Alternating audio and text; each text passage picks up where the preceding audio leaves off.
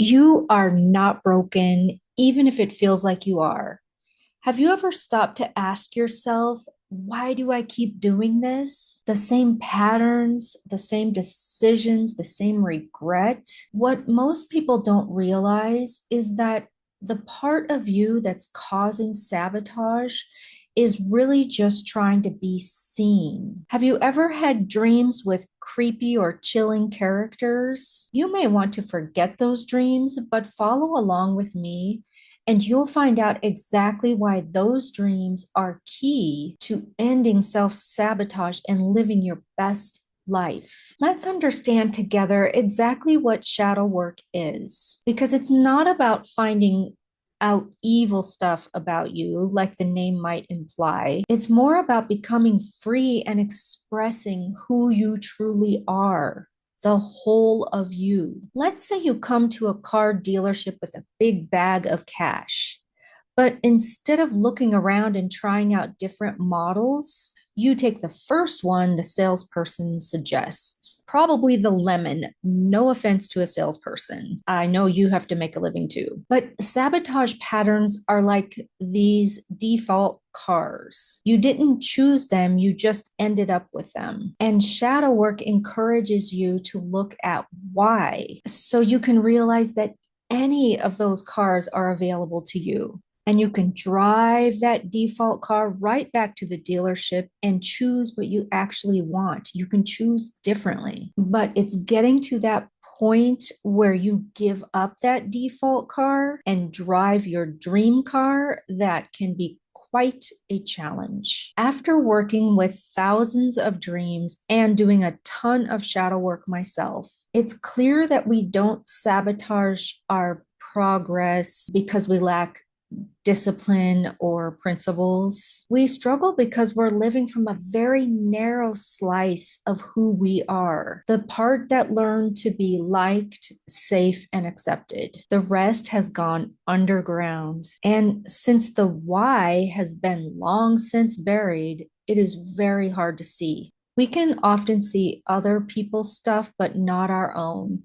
Or we can go the extreme opposite and we can see all of our own faults and then feel so low about ourselves that we just don't think there's any hope of ever turning it around. And that's where looking at dreams is a game changer. Your dreams show what is hiding, what you're afraid for others to see about you, and what you're afraid to see yourself. When you let your dreams guide you through your shadow, you actually see your progress. You can see what's being uncovered and how it all fits in with your waking life. The persona, as Jung defined, is not a fake version of you, but rather it's an adaptive version. What's the persona? So you're walking around in waking life, and your persona is who you think you are supposed to be, who you wish you were, who you're really trying hard to pull off. Jung talks about letting go of the persona, and people get confused by that.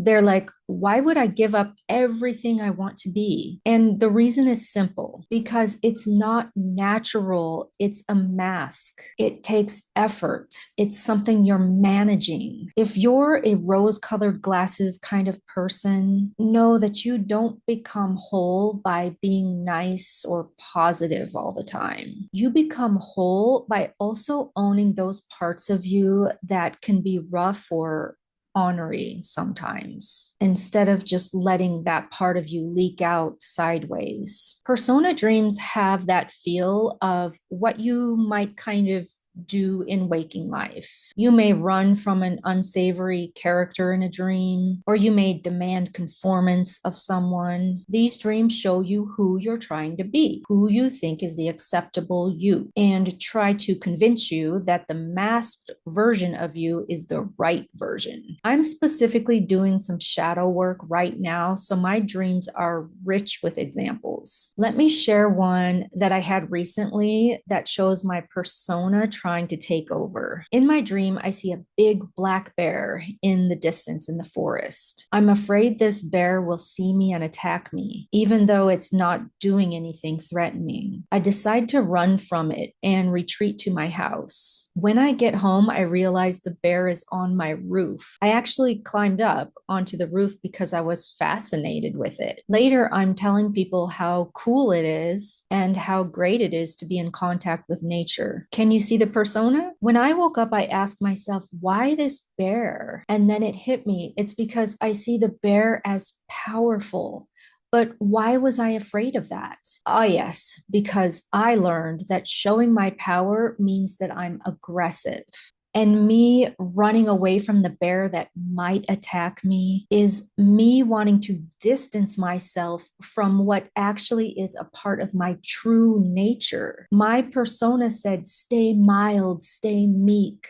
If you let your true nature escape, then you might not be able to control it. You might be seen as too bold or aggressive. But yet, my whole self, the one who dares to let my wild side emerge, says, look how cool this part of you is. So let's talk about the shadow for a bit. Have you ever had a dream with something hidden in the basement, or creepy, undeveloped children in a cellar, a kitten suffering in the cold, or worse, a chilling figure in a dark hallway? These dreams may be more extreme examples, but they're showing what Carl Jung calls the shadow. And in waking life, this is the part of us that we hide. And in dreams, we also attempt to hide it. We deny, we make excuses, we even may quietly think about killing someone or something that's trying to be seen in the dream. But to stop the cycle of self-denial, which inevitably leads to self-sabotage, what we really need to do is to take the opportunity to become aware of these hidden parts of ourselves. In dreams, you may see an emphasis on speaking up, desires, leadership, needing help, sensitivity, assertiveness, and shadow dreams often show a younger or awkward version of yourself or out of character behavior. That's the shadow asking to mature. Here's a dream someone had near the beginning of some shadow work. See if you can note where the shadow shows up. We went down a hallway and saw some middle school aged kids being rescued from a cave by some search and rescue teams. It seems a teacher had abused them, and they had found these caves to hide in. After they were rescued, all the children were sort of hunched over in a protective fetal position. The dream shows the shadow because the kids had gone underground or into a hidden space. And it clearly shows the age at which the self was hit with a major blow. Middle school. The abuse could have been one particular event, but usually the shadow gets stuffed down after multiple trial and errors. Likely, many teachers in this person's life had let them down. Since the fetal position was mentioned as a protective posture, you could even say that as soon as this person was born, or even in the womb, they felt let down by those who were in charge of them, and they couldn't rely on anyone else to keep them safe. Imagine how many times this person had been abused before they finally rescued themselves out of this cave. In fact, I can say a lot about this dreamer because the dream was mine. I went through most of my life believing that nobody would help me with anything and nobody could keep me safe, and it definitely wasn't okay to even ask for help. I was a real pull yourself up by your bootstraps kind of person, even at times when it was totally inappropriate. As a child, when traumatizing things happened, I told no one because I was convinced no one cared. And I'm pretty sure I know what this middle school age thing was. When I was in third or fourth grade, I had worn these pink pants with an elastic waistband, and three boys came and pulled my pants down in front of everyone and ran off laughing. I was absolutely horrified, and I immediately went and told the principal. And do you know what he said to me? He said, "Boys will be boys. I guess you have to be careful with what you wear." Ridiculous. Through this event and many others like it, I learned that abuse was my fault. So I became terrified of making a mistake. Doing something wrong meant I wasn't safe. I learned that speaking up for myself doesn't get me any help. I learned that perfection was the thing that made me special. Teachers would be kind to me if I didn't break any rules. If I modified myself for the sake of others, I wouldn't be embarrassed or harassed. Does this sound familiar? This all resulted in my ego driving me in a certain direction. So, because of these lived experiences, we begin to shove the shadow down, the less than perfect person, the person who needs help and can't do everything on their own. So, the ego is the decision maker. It tries to balance the person's desire with the shadow's threat in order to keep you safe and acceptable. Over time, the ego can become one sided and starts over identifying with the masked version of you. And this pushes the shadow down even further. This means the shadow doesn't get to practice and develop. So you end up with this tension where the inner wishes doesn't match with the outer expression. And this is where self-sabotage begins to show up. The doing that seems automatic, and then after you ask yourself, why did I react like that? Ego dreams may show up as logistics, decisions, control attempts, or trying to fix things. They can often be repetitive, stressful, or have a managerial feel to it. Here's a dream example for you. Find the ego in this one. I realized that I was bleeding and I had been cut.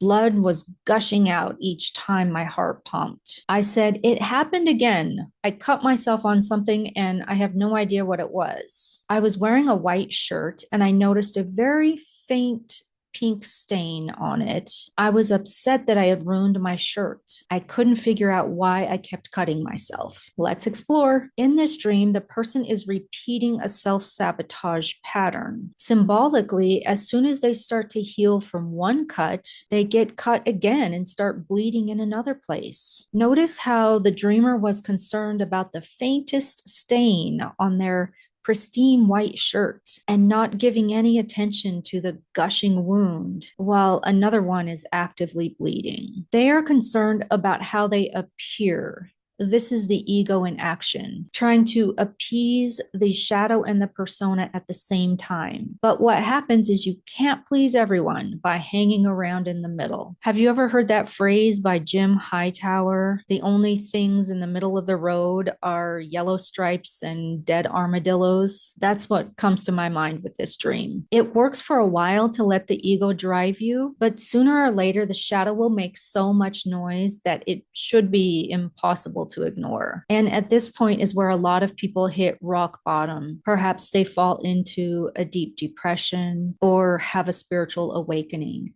And this is where the real work can begin. The self. It is who you are at the core. It is the whole system, the integrated being. You were born with all parts. Nothing was missing. And as Jung taught, what you won't integrate will drive you. The goal of shadow work is to emerge whole by remembering yourself. This is the process of individuation. Let's look at another dream that shows this process in action. This dream shows the classic battle between persona and shadow. And it shows the ego coming into balance and letting the self emerge gently. Do you see yourself in this dream? There are two kids fighting and playing with each other, throwing pillows, pummeling each other. I keep telling them to calm down and behave. They don't listen, and I've had enough. I start lecturing the young boy. You think you can do whatever you want? Well, I'm here to tell you you can't. But he sits there and grins up at me without a care in the world. I have just read him the whole riot act, but he says to me, "You can't do anything to me. You can't touch me." I love this dream. The inner child is unmoved by the grown up trying to impress upon him a persona, to suppress his fun and keep him safe and quiet. The shadow is the behavior that the adult is trying to stop, the excitement that might be perceived as hyperactive or being mean, the ego's desire to appease society's definition of adult behavior is trying to take over, but it's not working. The dream set up a familiar scenario for the dreamer to test his boundaries, and he came out on top. This is a dream when someone is near the end of a major episode of shadow work. He's working on letting down his guard and just having fun in life. Whatever he does, he knows he needs to enjoy it. He's tired of not living in joy. He's becoming whole. He's becoming free. Since we know what the book says about becoming whole, why don't we just do it? The answer is at the core of why you keep sabotaging your own wants and needs. Let's say you consciously really want something, say a great relationship, but unfortunately your unconscious doesn't feel safe having that. So your ego creates reasons, delays, excuses to avoid getting it and to avoid getting hurt. Your ego tells you the person that you're dating is not going to be faithful, so you better leave now before you get hurt. With anything that surrounds your personal self-sabotage, here are common excuses that might alert you that your ego is out of balance and leaning towards protecting the persona, having looping thoughts, being mean to yourself, saying, oh, it's just not the right time, or I need more clarity, or I'll just do it later. So if you want to get going on a project or start exercising and you just don't do it, it's not laziness, it's internal conflict. The persona wants one thing, the shadow wants to come out. The ego has to balance both. Nobody ever wins in this scenario. Dreams show the conflict quite clearly. You may see missed trains, locked rooms, being late, not being able to complete a phone call, not being heard, or being blocked or interrupted. Here's a dream showing self-sabotage and the dreamer starting to become aware of the pattern. My family was being combative. I just went with the flow and let things go as they may, saying, okay, that's fine, whatever you want. At one point, they were arguing with me about a word, and there was a question as to whether or not it was offensive to say it. I decided it wasn't offensive. Then they immediately said, it's offensive, as if just to argue with whatever I said. The dream shows how the dreamer's ego starts to freeze, and soon something's got to give. The dreamer has just been leaving her own opinions out of life, and she just goes with the flow, thinking it's okay for others just to decide for her, instead of putting her foot down and just deciding herself. Then when she finally goes out on a limb and makes a decisive decision, she's immediately met by opposition and arguments with her family. Have you ever had a dream where you can't dial a number on a phone, or the call won't connect, or you can't hear? This is a good indicator that something in your life is at this critical make or break space. Your dreams are inviting you to move towards individuation. I have practiced many different iterations of shadow work. A first step you can take is to simply honor your dreams. If you don't remember your dreams, well, you're probably not watching this video, but just in case you're asking for a friend, try a dream seed. I personally create many dream seeds with all sorts of topics. What these do is to help stir up your shadow and let it feel safe to sort of peek out for a minute. My dream seeds are like meditations with my voice guiding you through it. I have several already here on YouTube. You can look up the Soul Family Work playlist. You can also find dream seeds about addiction and birth wound work there. You can create your own dream seeds too, simply by telling yourself, I will have a dream that will be meaningful for my shadow work, and promise yourself that you will write down that dream. If you don't honor your dream by following through on that promise, then why would your dream waste the time and energy to send you anything meaningful. If you're already deep into dreaming and recording your dreams, here's a good second step. Just get a paper and fold it into 3 equal parts. In the middle, write down something that you really desire. Try not to self-edit, just let it be what it is. Don't judge what you want. That may be the hardest thing that you do today, but just stick with it. Now, on the left, write down why you don't have it. I know some of you said for the middle section, abundance or plenty of money. So, what's the story that you tell yourself about why you don't have that? Write that down. It may be uncomfortable, but this is where the shadow is wanting to be seen, but the ego is limiting it. If you're writing about money, you might say something like, well, I pay alimony to my ex, so it's my ex's fault. The things your ego comes up with to make you feel safe and sound might sound reasonable and like good arguments, but those are excuses. Could the core of your feeling of lack be that if you did have lots of money, then you'd probably just screw it up anyway, or you'd have to pay tons of taxes, so what's the point? Or my ex will get all of it anyway. I don't know, but whatever it is, write it down. Now, on the right side, write down who you are, what you experience when you have that thing in the middle. This is about overriding the ego's unbalanced tendencies and showing yourself that you don't have to drive that default car anymore. You can choose differently. So really get in there. How does it feel in your body, mind, and spirit? Now, the fun part. Fold that paper, but with the outside showing. You don't need to be hiding this. This isn't a secret. This is who you are at the core. Let it be seen. Put it next to your bed or put it on your desk so you can see it. And who cares if anybody else sees it? If you're not there yet, it's okay. Baby steps, but at least fold it out so that you can see it, so that you're symbolically showing that you're not hiding that anymore. And now, dream away. Your dreams will show you how disconnected your shadow is from integration. Let's step back to that left side of the paper.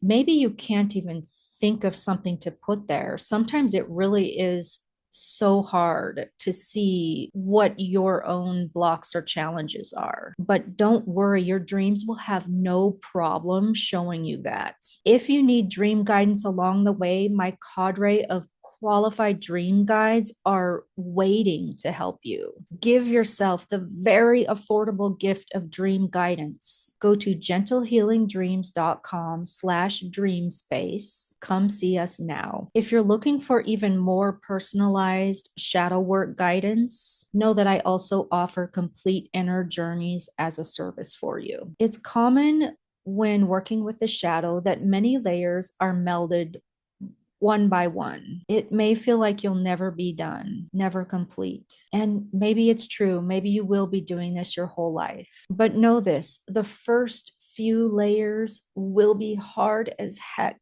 but you will notice tangible changes quickly. And integrating those layers will allow you to be more open and willing to dig even deeper. Shadow work feels like a normal activity for me now. I actually love it. It's interesting. It's so cool to see how my dreams reflect what I'm actively integrating, even before I see the results myself. With this work, which you could call emotional healing, you may very well just wake up one day and see that your shadow is a shadow of its former self. Once again, thanks for dreaming with me.